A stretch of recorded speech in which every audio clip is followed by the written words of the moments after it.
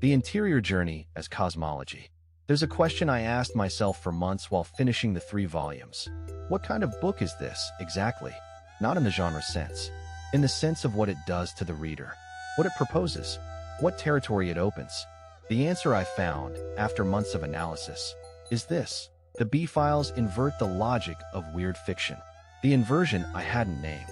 Anglo-Saxon weird fiction, Lovecraft, Ligotti, Vandermeer, operates on a premise.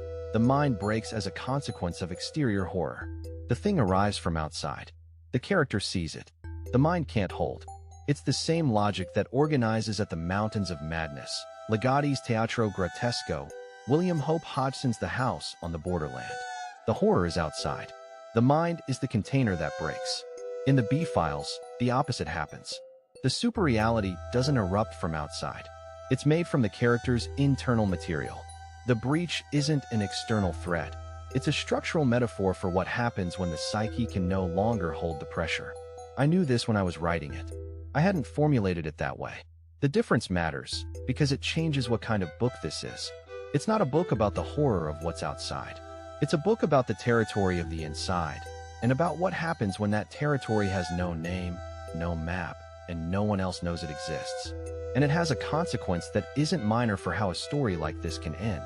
If the horror comes from outside, the way out is almost always the dissolution of whoever is looking, the mind that can't hold, the character left as less than they were.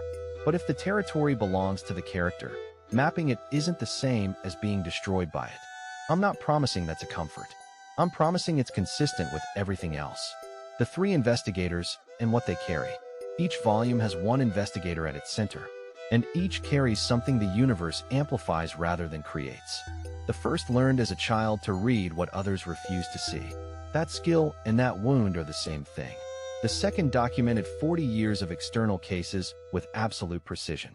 The notebooks no one was supposed to read are the only ones where he appears. The third discovers that the journey he's been documenting was always his own. The clinic and the superreality are 2 names for the same territory. What connects the 3 isn't the organization they work for. It's this: each one found a way to live with what has no name. And that way, in all 3 cases, was documentation.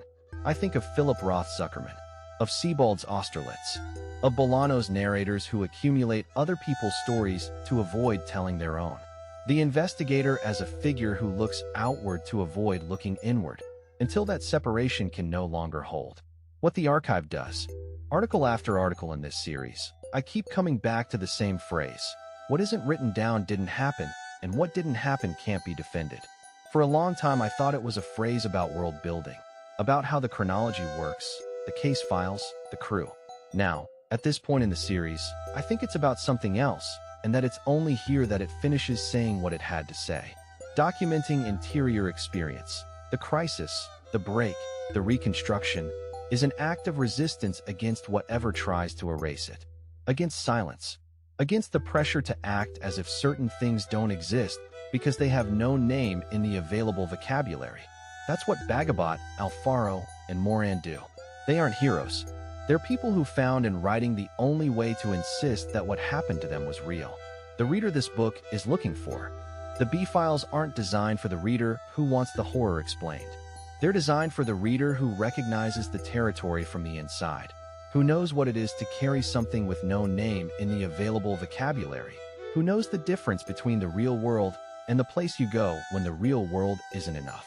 That reader exists, and they almost never find genre fiction that treats them as an adult, that doesn't romanticize what they went through or use it as a plot twist, that simply documents it, with the same precision an archivist uses to document a coastal anomaly. If that reader is you, this is your book. I'm Damian Furfuro. Thanks for listening.